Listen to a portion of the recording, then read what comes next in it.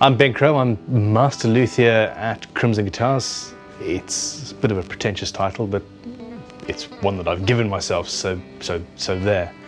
I started this company in a shed at the end of my garden, and we now have a huge, fantastic group of people working together to both make guitars and make luthier's tools. We also teach people how to build them and make videos and all sorts of stuff. It's a huge, growing thing.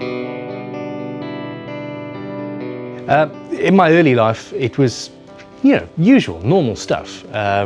Little kid playing around with wood and carving and clay.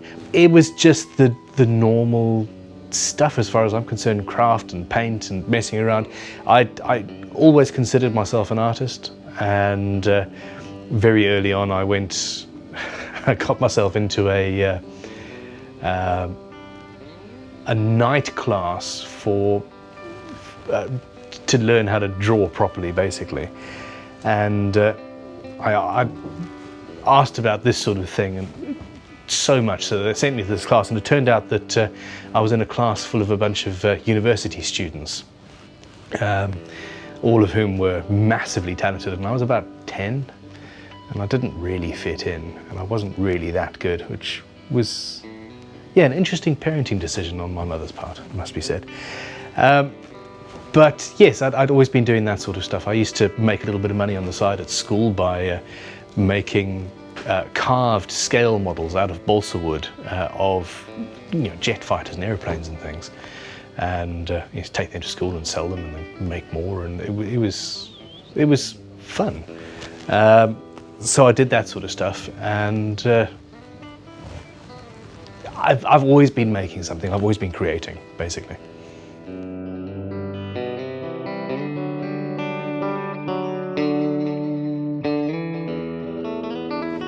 Where did my interest in guitars first come from? Girls. I became interested in girls, and I realized that apparently girls liked guitarists, and I think I had nothing else going for me at that point. I'd been interested in music again from a very early age. I used to play trumpet and saxophone and various other bits and pieces, and I realized that actually, guitars were just cool. So I started taking lessons, teaching myself, and it wasn't very long after that I started fixing. We couldn't afford nice instruments, or particularly working instruments half of the time. A lot of my life was a friend or a friend of a friend or a friend's mother would say, "Hey, I've got the saxophone, do you want it?" And I'd say, yes please, thank you very much. And then I'd have to figure out how to fix the felts so that the air was going through properly, etc. So I started repairing and restoring flutes and saxophones in particular, and at the same time learning how to play. And I thought, I'll be a musician, I'll be a rock star. And the fixing of the instruments was just a bit of fun in the end. But it morphed into a thing where actually I was thinking about making. I was at college in South Africa learning. It was a music college, music and theatre and dance and all that sort of stuff. Yes, dance. Fun times. There's an image. Don't edit an image in. And my flatmate came home and she saw me with this electric guitar that I had. It was a sort of a really terrible it was a Super Strat, which was sleek and sexy actually, but it had a massive 70s style Fender headstock. So I took a saw and I cut the headstock off to make it pointy, because everybody loved pointy Ibanez things back then, and I thought, there we go, let's do this. And she was horrified that I had just taken this saw to this ostensibly nice guitar, and I didn't see the problem, and it's kind of all moved on from there. Crimson developed from there because essentially I was studying music and stuff in South Africa, moved over to England, carried on studying music, and at some point after I got here, I realized two things, and these are the two most important things that I've ever actually realized. One, and this was a total epiphany, people make guitars. Up until when I was about 18, 19, I always just assumed that guitars came out of a giant big factory where computers were involved and all of that.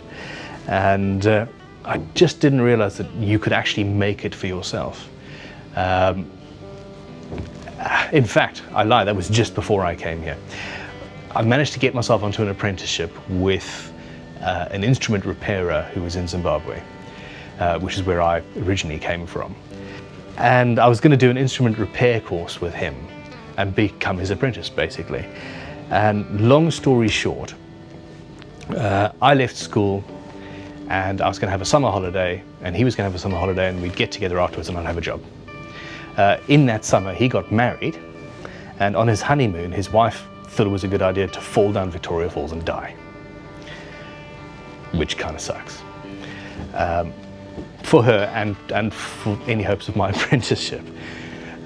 So he understandably had been married for a couple of days, maybe, and lost his wife. So he just packed up his entire life, moved back to England somewhere. I don't even know who this guy is. Chances are he's watching this video, and I now feel very bad, actually.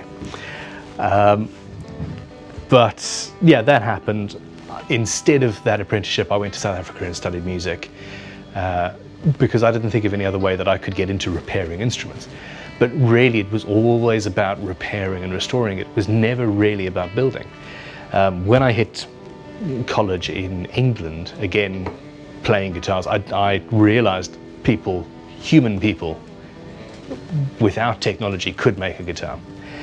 And the second epiphany was, if somebody else can make it, no matter what it is, if it's a microchip or a saxophone or whatever, if somebody else can make it, I can make it too. It might take 20 years of learning how, but it is possible. And those two things sort of brought me here.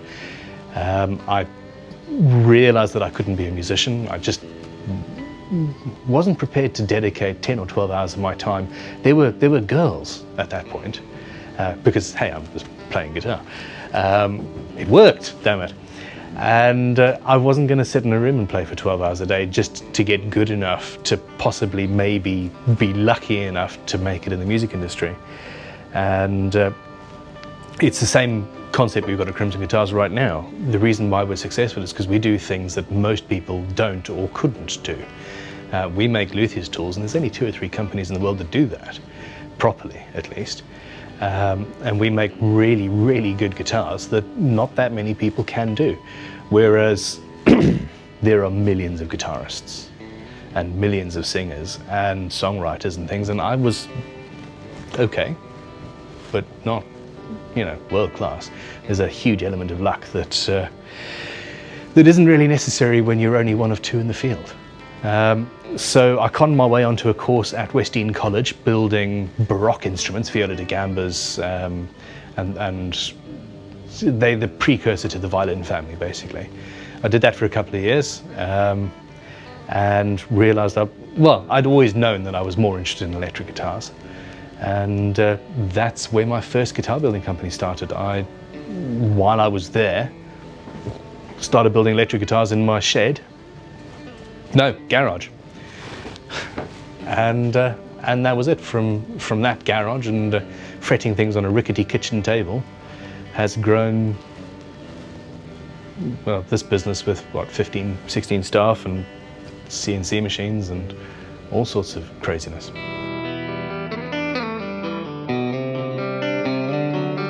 So my roles here are morphing somewhat, actually. I'm the founder, and as such, I've allowed myself to.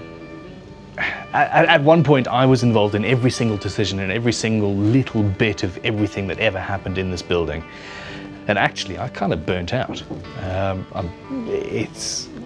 If you take on too much, especially in a company that's growing that fast, it's entirely possible. So I have promoted my second in command. I have an MD working for me who's doing all the stressful stuff that was freaking me out and bearing down on my soul.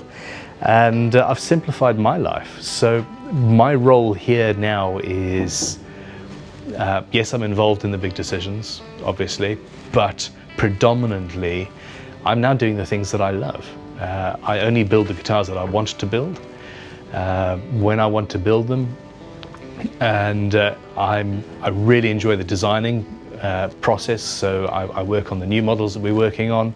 There's a new bass coming out, but predominantly I really enjoy teaching on video.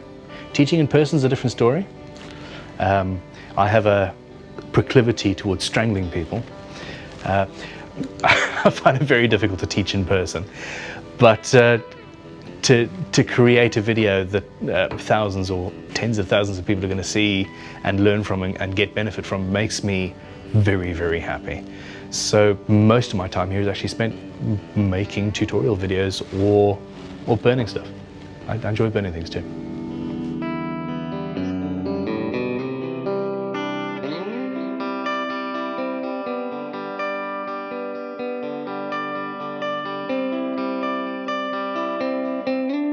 What does the future hold for me moving forward? More of the same. I'm going to continue doing cool videos like trying to build a guitar in 6 hours is the next big one I'm working on. I've got a 90-hour guitar build that I'm planning on filming the entire process of, and that is going to be pure fun. There's the odd thing that people have an issue when your hobby and something you love becomes a job, you'll swiftly learn to hate it. And I thought that was true because, as I said, I kind of burnt out this year. But it's not. I absolutely love building guitars. I absolutely love creating videos. And yeah, I'm very excited about that build. I'm very excited about some of the other projects that we have on planned. So that's it, more of the same. I'm going to be making a hell of a lot of videos and yeah, helping to build Crimson to greater heights. We're planning on having guitars in shops outside of the UK and starting, yeah, just bigger and better. The luthier school that we're developing is growing from and going from strength to strength. So that needs to be developed, and we've got an online school, and all sorts of stuff is happening. And slightly from the sidelines, it's awesome to watch, and that's my plan. I'm going to be off just to a little bit to the side, and sort of nudge things in a direction, and then you know, help it happen as much as possible. Yeah, life is awesome, seriously, absolutely amazing.